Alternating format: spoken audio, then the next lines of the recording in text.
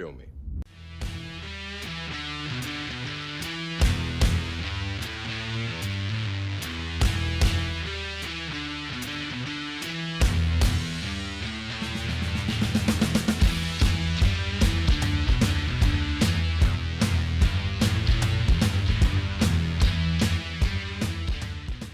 I'm the martial arts film freak, and I watched Ip Man Kung Fu Master. 功夫练来何用？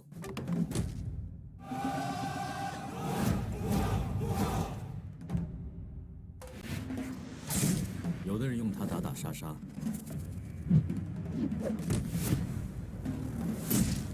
有的人用它修身立命，而我回头是岸。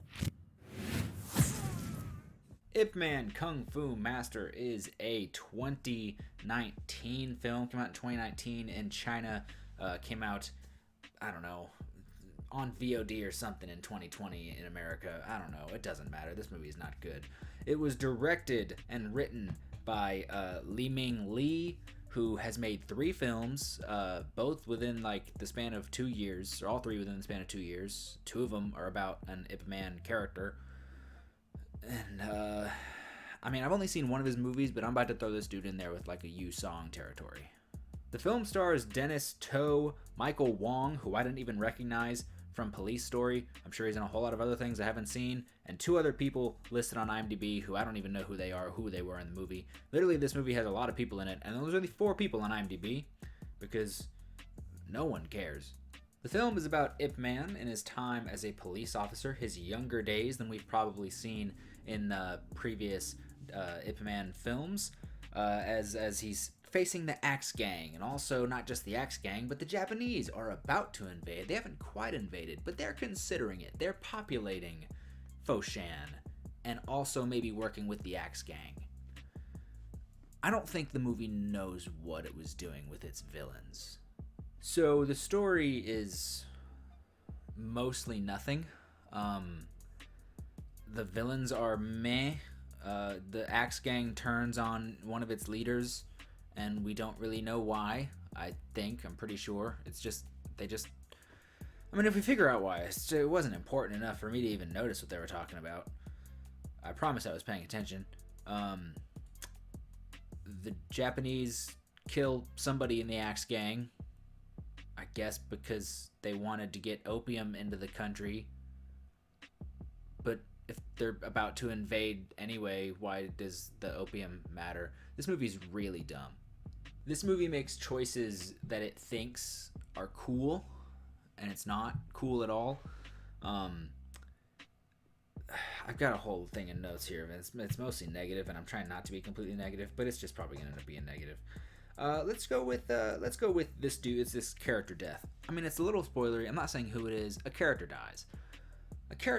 And the movie thinks it does such a good job at making you care about this character.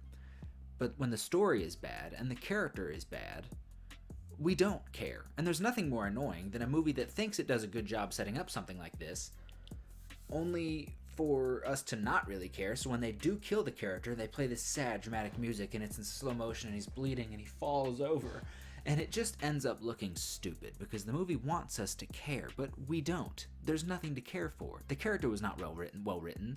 His story was not well written. You killing him off is just more fodder for everything else that also doesn't matter. So it's laughable when a movie thinks that it made you care, and so it has this huge dramatic moment, the swell of music as he falls dying, and you're just staring at it like, yeah, that's fine, die, I don't care, just die already. Die faster so the movie can end faster. The movie provides a twist in which one character died, but he didn't die. He's actually back, because what happened was Ip Man, this character, and this character had a plan all along. So in the end, when it seems like the bad guy may have the upper hand, and then somebody is like, nope, just kidding, I'm not dead, and it thinks it's clever, it thinks it's like an Ocean movie, or it thinks it's a Mission Impossible movie, and it even shows us like, look, they had a plan, but the plan wasn't a plan, the plan was circumstance. It's not clever. The movie was not clever in saying like, oh, this guy's not dead. It doesn't matter. It does nothing for the story. And things doing nothing for the story, no development or anything, is one of the biggest flaws, probably the biggest flaw of the story of this film. Um, Something the movie does that probably thinks it's cool is it incorporates Kato slash Shenzhen into the Ip Man character. We've seen Bruce Lee with the Green Hornet Kato outfit. We also see Donnie Yen don a similar outfit in Legend of the Fist: Return of Shenzhen. It does it fairly well. It's a really cool addition to the Shenzhen lore. This movie does it, and it's essentially just the Ip Man robe we're used to, along with a black mask. Not Jet Li's black mask, but just a black mask. It doesn't even really look like Shenzhen's mask, it's just a black mask. It looks cheaply made. It looks like something you didn't even get at Spirit Halloween. It looks like you got it at Walmart. Like 3 months after Halloween when they've still got a few clearance things. And it was bad. And it does nothing for the story. We see him twice or 3 times pop up with the mask and do nothing at all. So that doesn't drive forward any sort of narrative plot whatsoever. It was, nothing happened. Also, last note, in terms of, before I get to the action, is Dennis To a good actor? He's good in Ip Man: The Legend Is Born, and he's kind of funny in Kung Fu League, an altogether horrible movie. I recommend go watch my review.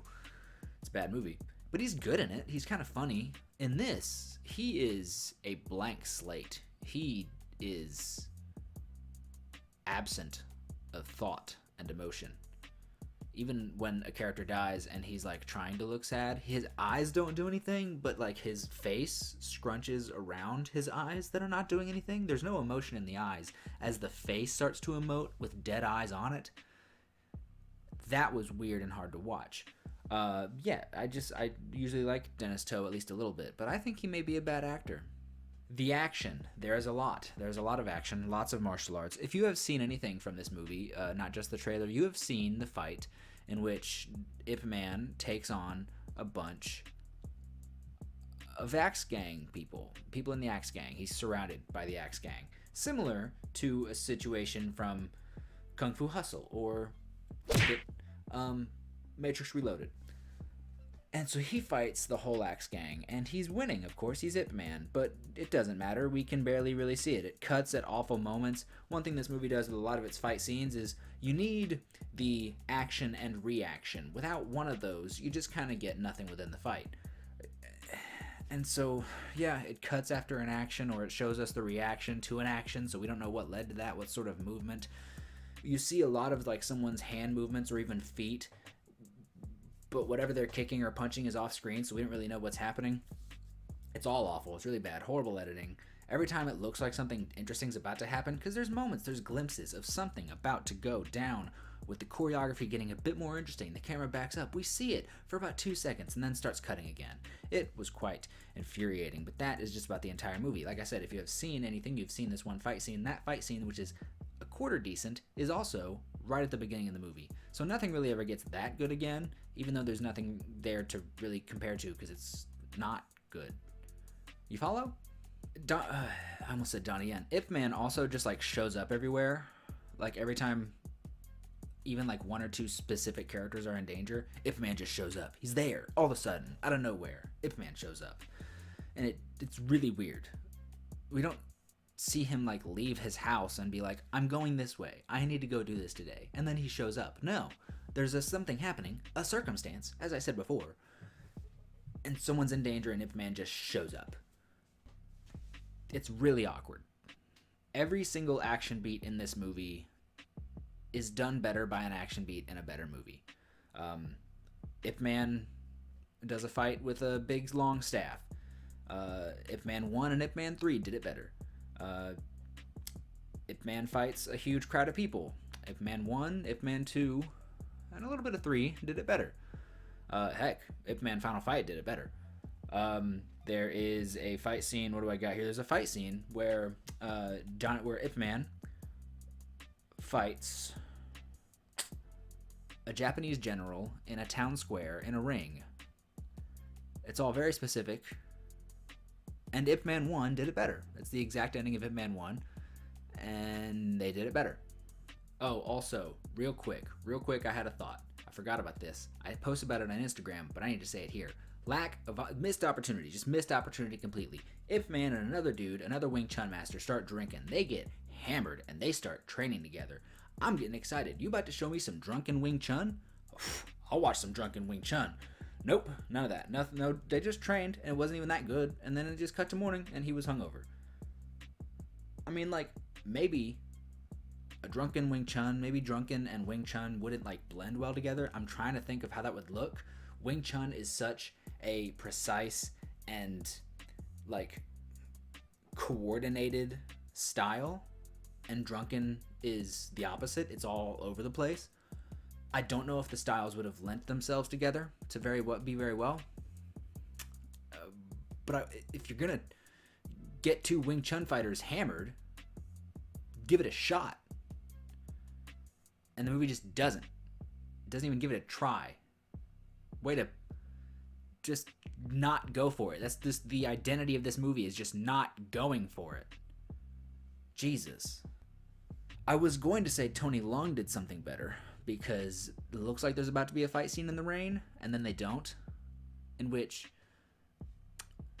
there's a V for Vendetta situation where instead of Ip Man having this huge fight in the rain, you see a crowd of people all put on their black mask, and now they are, I don't know, the Black Knight or whatever this movie called them. So it's like they're all Guy Fawkes from V for Vendetta at the end of that movie. This movie wants to be a lot of other movies. I'm going to finish up this review because it's just all negatives. I seriously went in thinking I'm going to find something positive to say. I'm going to find something good that I can bring up. No. Yeah, no, put it 3 more seconds of thought into it, and I got nothing. Don't have anything positive. I'm going to give this movie half an axe gang out of 5. I was gonna seriously I'm gonna find a reason to at least get this a 2 out of 5, a 1.5 out of 5, a 2.5 out of 5. No, I'm thinking real hard, and I can't think of a single reason to give it anything like that. I'm just gonna go straight up half an axe gang out of 5. This was bad. It just wanted to be other things. It doesn't even need to be an Ip Man movie. It's just a kung fu movie. It is a absolutely mediocre kung fu movie with Ip Man in it. It could have been anything, and they just put Ip Man in it. I can't explain it. It wants to be an Ocean's movie. It wants to be a Mission Impossible movie with this crazy twist ending. They had a plan. They didn't have a plan. It wants to be Ip Man 1. It wants to be Ip Man 2. It wants to be Ip Man 3. It wants to be V for Vendetta. I don't know. Spartacus.